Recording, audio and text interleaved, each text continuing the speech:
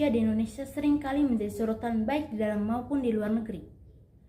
Kasus kekerasan terhadap pemeluk agama dan keyakinan minoritas oleh kelompok-kelompok tertentu seakan menjadi hal yang biasa-biasa saja.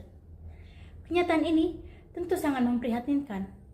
Semua orang tentu tahu bahwa hak-hak dasar yang dimiliki oleh setiap manusia adalah hak hidup, hak atas keyakinan keagamaan, hak atas harta milik, hak politik, hak atas perlindungan hukum, hak atas pekerjaan, hak atas tempat tinggal, hak atas pendidikan, serta hak-hak lainnya. Kadang, hak-hak ini seringkali dilecehkan oleh orang perorangan, oleh kelompok, bahkan oleh negara. Munculnya pelanggaran hak asasi manusia di Indonesia seringkali disebabkan oleh struktur kemasyarakatan yang diciptakan oleh mereka yang memiliki kekuasaan dan uang.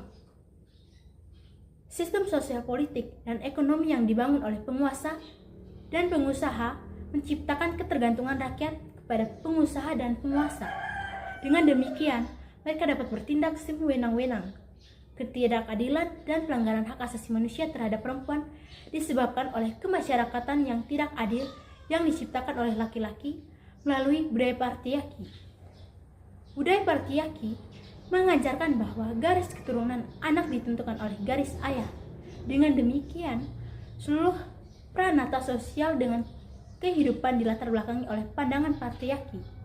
Ayah menjadi penentu keturunan, maka dalam proses kehidupan, kaum laki-laki menjadi kelompok masyarakat yang berkuasa, yang pada akhirnya kekuasaan kaum laki-laki menjadi sebuah sistem yang kuat dan dianggap benar. Kitab suci tentang hak asasi manusia.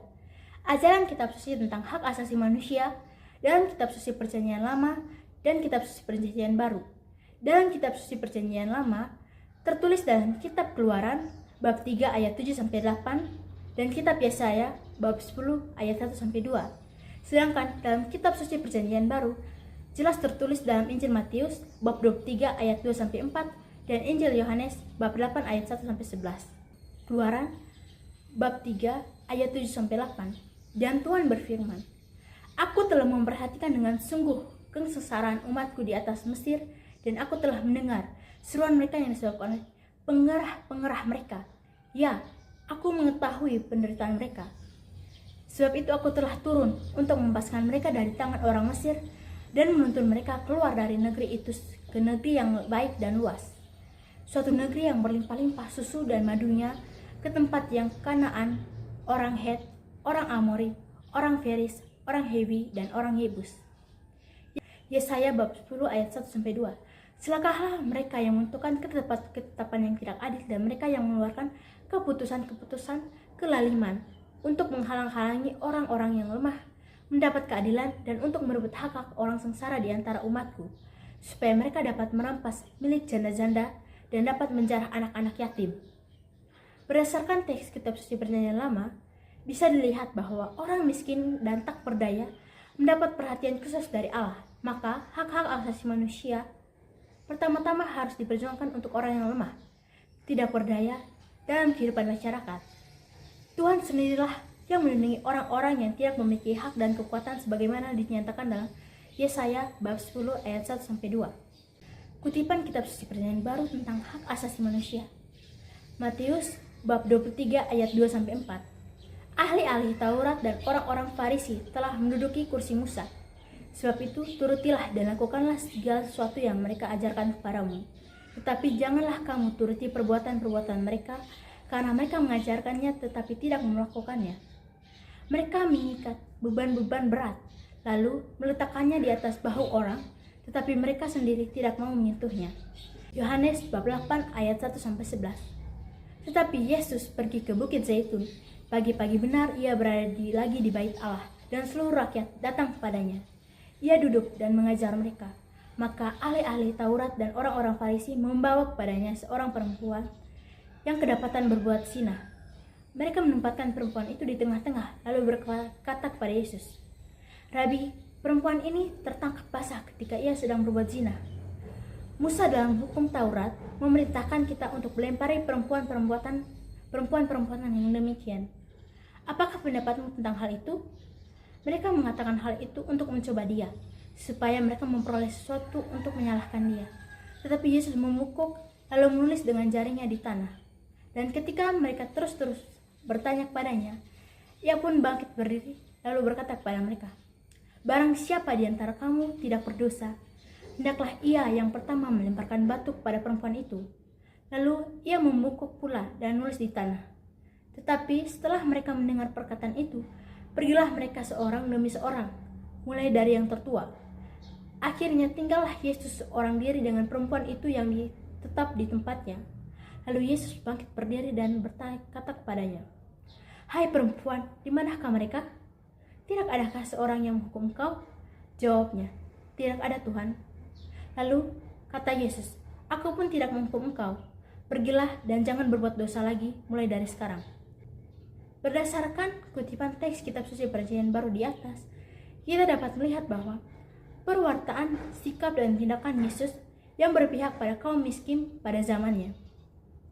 Yesus tidak mengecilkan dan membenci yang kaya dan penguasa, namun Yesus sering mengkritik para penguasa dan kaum kaya yang memperberatkan kehidupan orang-orang kecil dan tidak berdaya.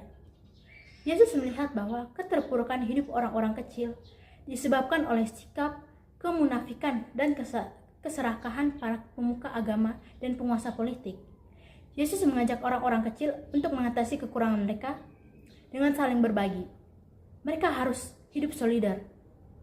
Ajaran Yesus ini yang kemudian dihayati oleh para pengikutnya, yaitu pada umat perdana. Yesus menunjukkan diri sebagai pribadi yang berpihak pada orang yang berkekurangan, para pendosa, orang miskin, wanita, orang sakit, dan tersingkir, baik orang Yahudi maupun bukan orang Yahudi. Dengan sikap kasih yang tanpa pamrih, ia rela membela mereka yang tidak mempunyai pembela. Yesus pun berani menghadapi berbagai tantangan karena membela mereka yang mendapat perlakuan yang tidak wajar. Pembelaan Yesus berlaku untuk semua orang tanpa membeda-bedakan. Semua orang mempunyai jiwa yang berbudi dan diciptakan menurut gambar Allah. Dengan demikian, mempunyai kodrat serta asal mula yang sama. Mereka semua ditebus oleh Kristus dan mengemban panggilan serta tujuan ilahi yang sama pula. Maka harus makin diakuilah kesamaan dasar antara semua orang.